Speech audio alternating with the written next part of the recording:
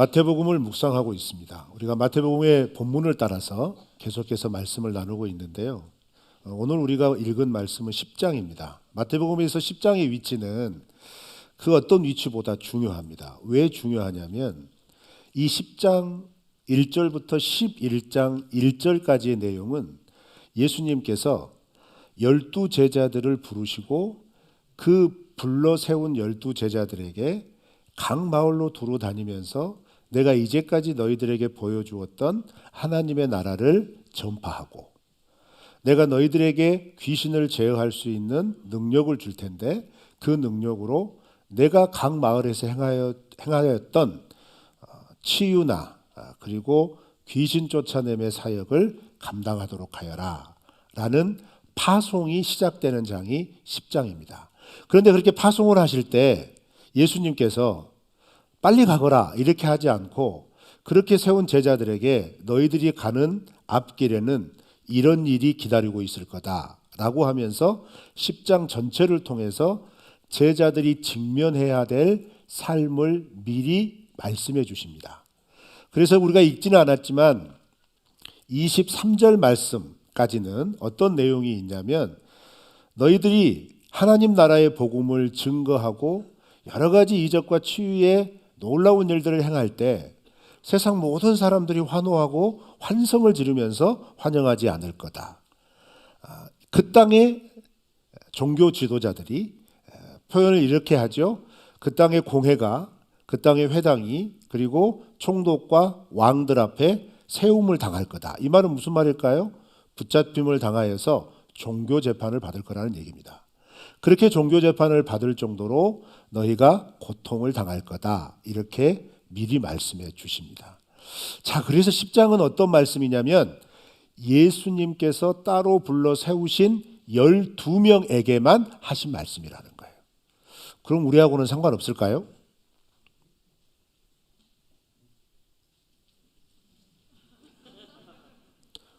우리와 상관없을까요? 대답 좀 해보셔요. 상관없을까요? 그래서 이 말씀이 오늘 굉장히 부담스러우실 겁니다. 진짜 부담스럽습니다. 어제 말씀도 부담스럽지만 오늘 본문 말씀은 더 부담스러워요. 우리 함께 부담스러운 말씀을 들어보실까요? 듣기 거부가시면 나가셔도 됩니다. 그 정도로 이 말씀은 예수님이 직설적으로 말씀하셨다는 거예요. 여러분 성경을 읽어보시면서 예수님을 따르는 제자들에게 여러 가지를 가르쳐 주시고 보여주시고 말씀해 주시는데 너희들이 살아갈 삶은 이런 삶이 될 거다라고 말씀하실 때는요. 이렇게 뱅뱅뱅뱅 돌려갖고 말씀 안 하세요. 이렇다 이렇게 말씀하세요. 그래서 우리는 여기에서 말씀을 듣기 전에 먼저 선택을 해야 합니다. 어떤 선택을 해야 되냐면요.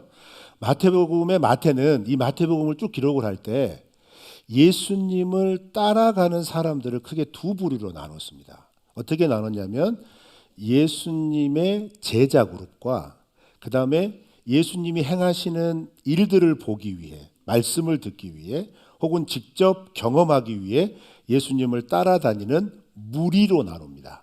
제자와 무리. 그러면 제자와 무리의 가장 큰 차이점은 뭐냐면 이거예요.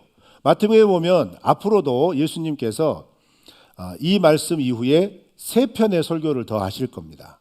가르침들을 더 하실 거란 얘기예요. 그런데 무리들을 향하여 가르치실 때는 비유로 말씀하세요. 비유라는 말은 그냥 알아듣기 쉽게 재미있는 이야기를 해주신다는 겁니다. 그래서 예수님 이야기를 듣다 보면 그 이야기 속에 쏙 빠져들어서 야 이런 이야기도 있구나 라고 하는 반응을 보일 정도로 우리의 표현으로는 예수님의 말씀을 듣고 은혜 받는 이야기를 하세요. 무리들에게는 은혜 충만한 얘기만 하신다는 거예요.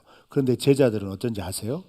제자들에게는 그렇게 이야기했던 이야기를 좀 더 자세하게 풀어주시고 직접적으로 풀어주십니다. 그 이야기는 이런 이야기야. 그 이야기 속에는 이런 의미가 있어.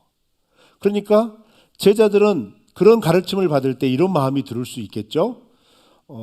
예수님께서 무리들에게 해주신 말씀만으로도 어떤 제자들은 충분했을 거예요. 그런데 그 제자들 가운데서 무리와 비슷한 제자들, 즉 예수님의 말씀을 받아들이는 데에 어느 정도 수준이 다 다를 것이기 때문에 이게 무슨 말인가라고 자기 마음대로 받아들일 수 있다는 얘기죠. 그런데 예수님은 그런 가능성 때문에 제자들에게 가르치실 때에는 그건 이런 의미야 라고 하면서 분명하게 정답을 가르쳐 줍니다. 이렇게 정답을 가르쳐 주실 때는 뱅뱅뱅뱅 돌려서 얘기하지 않아요. 그거다 딱 얘기하는 거예요. 근데 오늘 말씀이 바로 그거예요. 그거야 이렇게 얘기하는 거죠. 그래서 이 말씀을 들을 때는 조금 부담스러우시더라도 내가 예수님의 복음을 듣고 구원받은 하나님의 백성이 되어서 더 나아가 예수님의 말씀과 뜻대로 살아가려고 하는 마음의 결심이 있고 소망이 있고 갈망이 조금이라도 있으시면 그래 나 이런 상황 속에서도 예수님이 말씀하신 것처럼 이렇게 한번 살아봐야 되겠다라고 결심하시는 마음으로 이 말씀을 들으시기를 축원합니다. 자, 부담스러운 말씀을 한번 들어보실까요?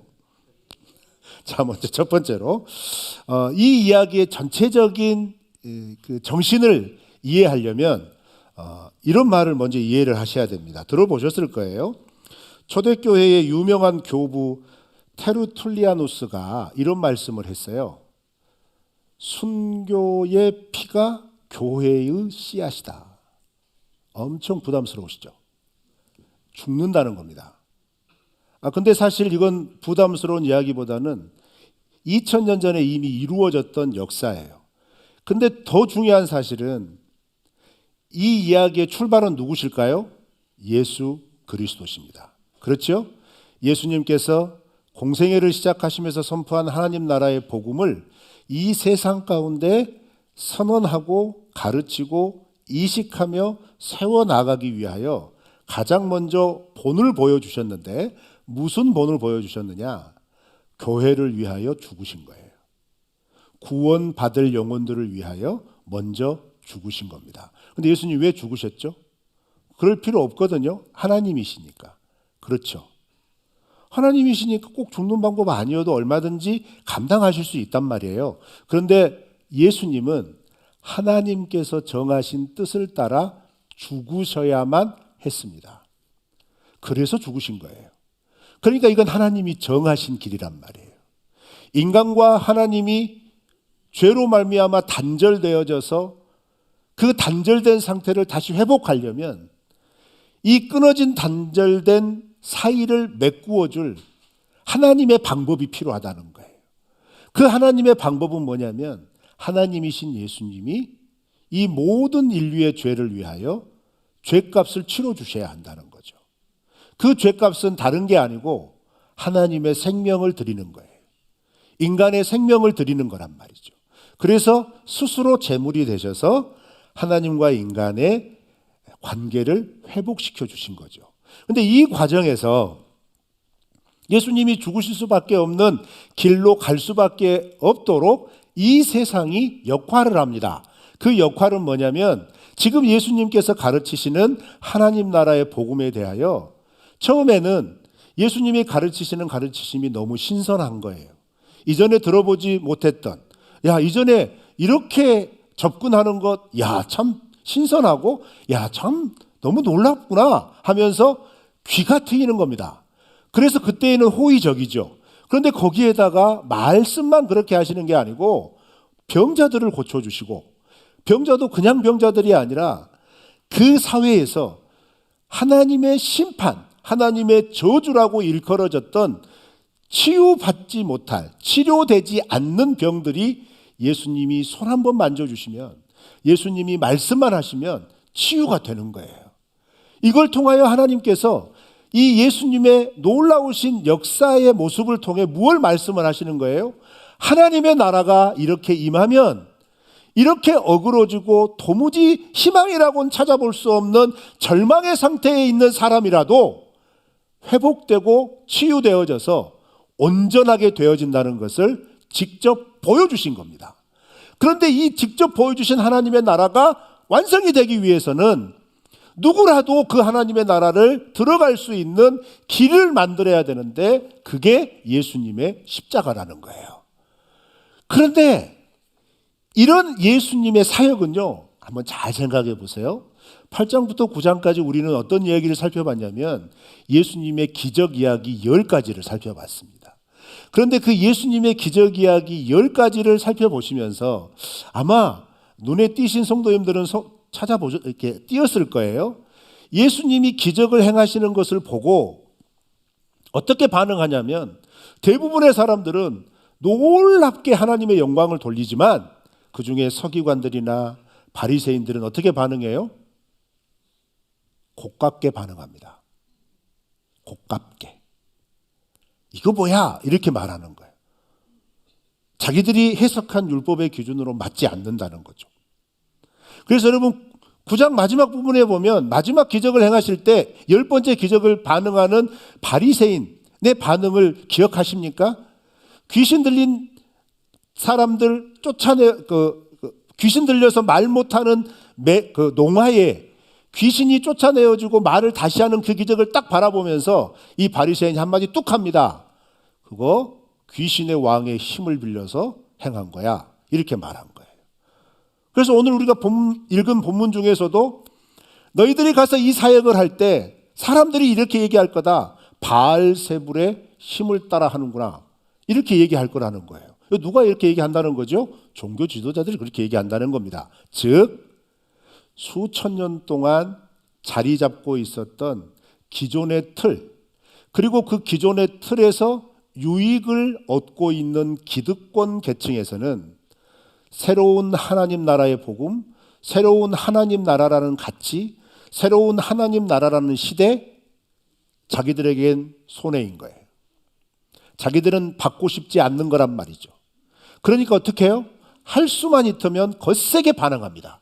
할 수만 있다면 그거 하지 못하도록 계속해서 압박하는 거고 겁박을 주는 거예요. 제자들이 예수님께 부름받아서 제자로 세움을 받아 하나님 나라의 복음을 들고 나가는 모든 현장에는 이 종교 지도자들이 있을 거라는 거예요. 이 종교 지도자들이 있기 때문에 너희들이 가서 행하는 모든 사역 속에서 반드시 거절을 당할 거고 배척을 당할 거고 더 나아가 거절과 배척만 당하면 얼마나 좋아요? 오늘 본문 말씀에서는 죽을 수도 있다는 거예요. 그들이 너희를 죽일 것이다. 이렇게까지 예수님이 말씀을 하는 거죠.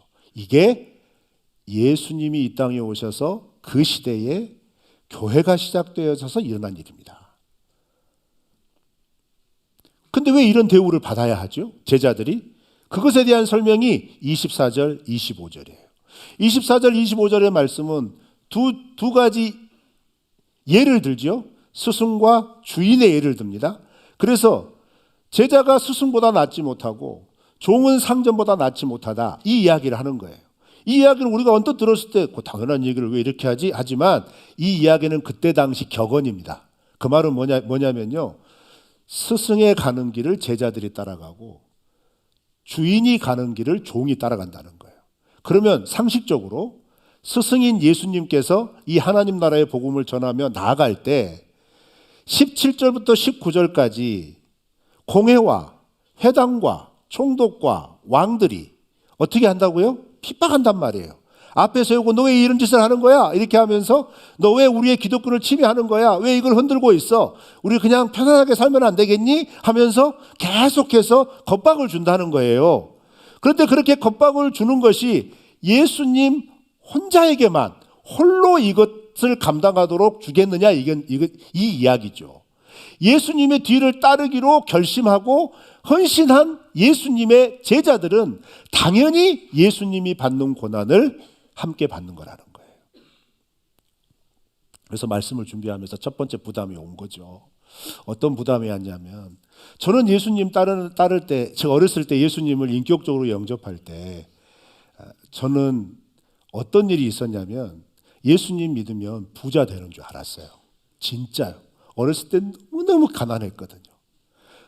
그래서 저를 주일학교 지도해 주셨던 어떤 선생님 한 분에 야, 너희 집 그렇게 가난하니까 예수님 열심히 믿으면 예수님이 너희들 부자 되게 해줄 거야. 금방 잘 되게 해줄 거야.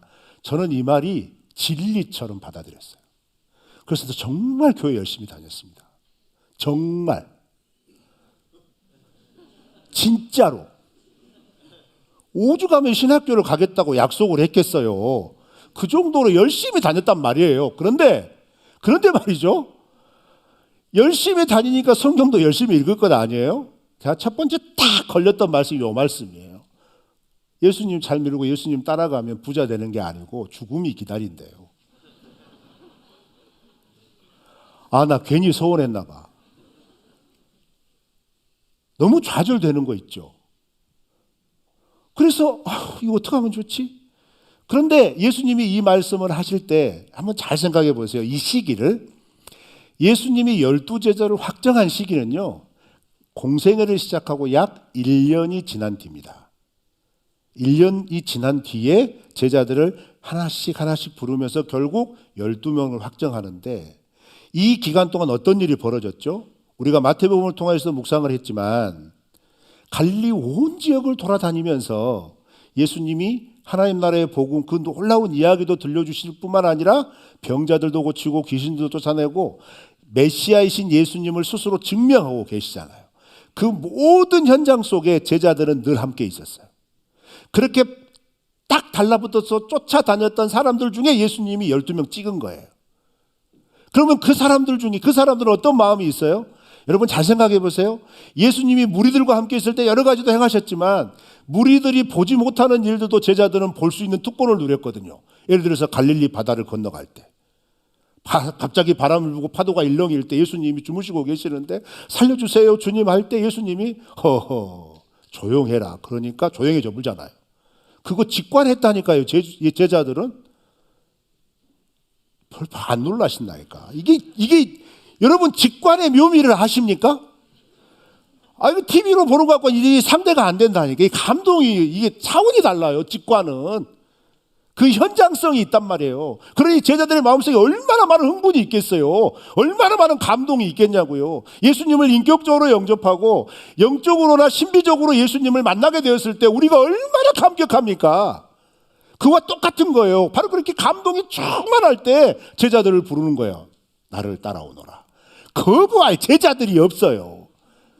제가 이런 표현을 쓰면 안 되는데 오늘날 용어로 1년 넘게 제자들은 가스라이팅 당한 거예요. 진짜입니다. 영적인 가스라이팅 제대로 당한 겁니다. 나 따라오면 이렇게 돼, 나 따라오면 이렇게 돼, 나 따라오면 이렇게 돼. 놀라운 일이죠. 우와! 그렇게 딱 12명 불러놓고 자 너희들만 따라오너라. 딱 앉혀놓고 근데 스승이 제자보다 낫지 못하지 않느냐? 이 말을 딱 하는 거예요. 이 말이 뭐예요? 이 앞전에 했던 말씀. 내가 공회에 넘겨지게 되고 뭐 이런 말씀. 똑같이 당한다는 거예요. 이거 어떻게 해요? 어떻게 하면 좋지? 이렇게 시작이 되는 거예요. 두려움이 이제 그 환희와 감격으로 부름받은 현장이 깊은 좌절과 두려움이 가득 차게 되는 거란 말이죠. 그때 주님이 말씀을 하시는 거예요. 어떤 말씀을 하시냐면 두렵지? 두려울 거다. 그래서 오늘 본문 말씀 26절부터 31절까지는 두려워하지 말아라. 이 말씀 하시는 거예요. 두려워하지 말아라. 26절부터 31절까지는 중간중간에 두려워하지 말아라 라고 하는 문장이 3번 반복이 됩니다. 26절, 28절, 31절. 중간중간 반복해서 그 말은 뭐예요? 여러분들도 뭔가 강조하고 뭔가 다 격려하고 뭔가 이렇게 다독여 주려고 얘기할 때 꼭 필요한 말은 막 반복이 되잖아요. 예수님도 똑같은 거예요. 야, 너무 걱정하지 마. 그렇게 에이, 괜찮아. 이렇게까지 경박스럽게 하시진 않았겠지만 두려워 말라. 그 하나님의 음성으로 제자들의 마음에 감동을 주시는 거예요. 그런데 두려워하지 말라는 무조건 두려워하지 마. 괜찮아. 이렇게 막무가내식 두려워하지 말라라는 게 아니라 어떻게 두려워하지 말라고 가르쳐 주시냐면 예를 2가지 듭니다. 어떤 예를 2가지 드냐면 첫 번째는 너희들이 왜 두려워하지 말아야 되냐면 제자들로 부름을 받았으니까 먼저 사명을 얘기해요. 그 사명이 뭐냐면 자 오늘 본문 말씀 26절, 27절을 함께 읽어보겠습니다. 읽겠습니다. 시작. 그런즉 그들을 두려워하지 말라. 감추인 것이 드러나지 않을 것이 없고 숨은 것이 알려지지 않을 것이 없느니라. 너희에게 어두운 데서 이르는 것을 광명한 데서 말하며 너희가 귓속말로 듣는 것을 집 위에서 전파하라. 아멘. 이 말씀이 무슨 말씀인지 대충 감이 안 오시죠? 저도 감이 안 와요. 그래서 읽고 또 읽고 10장을 몇 번을 읽어가면서 도대체 왜 이 부분에서 주님이 이런 말씀을 하셨을까 딱 생각해 보니까 내가 너희에게 전하라고 하는 복음은 너희들이 전하지 않아도 전하치게 돼 있다 이 말이에요. 그런데 내가 너희들 12명을 세워서 전하라고 사명을 준 거라 이 말이죠. 특별하다 이 말입니다. 여러분, 우리가 받은 하나님 나라의 복음은 세상 사람들은 가치를 모르지만 하나님을 믿고 신뢰하는 자들에게 하나님으로 받은 말씀은요, 그 무엇보다 가치가 있는 겁니다. 그 무엇보다 가치 있는 말씀은 심지어 복음에는 두 가지 특징이 있어요. 개방성과 확장성입니다. 내가 아무리 덮으려고 그래도 복음은 드러나게 되어 있습니다. 그런데 이렇게 드러난 복음은 어떻게 한다고요? 알려지게 돼 있어요. 확장한단 말이에요. 그런데 그거 너 하지 않아도 하나님께서 그렇게 하신다는 거예요. 그런데 너를 세워서 이걸 하라는 게 뭐예요? 그 하나님의 복이죠. 그 하나님의 축복 아닙니까? 그러니 두려워하지 말아라. 근데 사실 성숙되지 않으면 이거 받아들일 수 없어요. 그래서 제자들도요, 예수님 이거 말씀하실 때 아무런 반응 안 합니다. 사실 여기서 감동되고 은혜 받았으면 제자들이 모두가 아멘 하였더라 이런 말 있어야 돼요. 아무 말 없어요. 아무 말 없습니다. 무슨 말이죠? 그냥 놀라서 듣고만 있는 거예요. 뭔 말 들은지도 모르지만 일단 듣고 있는 거죠. 기가 막혀서요. 이러려고 부르셨나? 이런 생각도 할 수 있어요. 그렇게 부르셨다는 거죠. 근데 주님이 정확하게 말씀하세요. 이게 너희의 사명이야.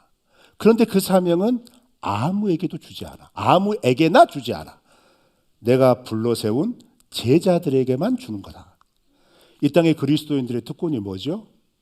여러분, 하나님 나라의 복음을 이야기하는 겁니다. 이거 아무나 할 수 없는 특권인 줄로 믿습니다. 이 특권을 우리에게 주신 겁니다. 그런데 이 특권을 이야기하는 놀라운 대가가 있단 말이에요. 그 대가는 세상의 거절, 세상의 배척, 더 나아가 박해라는 거예요. 또 한 가지 예는 뭐냐면요, 그렇게 두려워하는 제자들에게 야, 참새 봤냐? 참새 한 마리, 그 흔하디 흔한 참새 한 마리 공중에 날다가 갑자기 툭 떨어지지 못한다. 왠지 아니? 그거 내가 지키고 있거든. 참새 이야기를 갑자기 해주세요.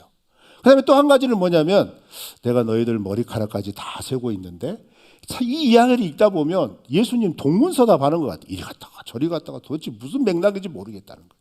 근데 흐름이 정확해요.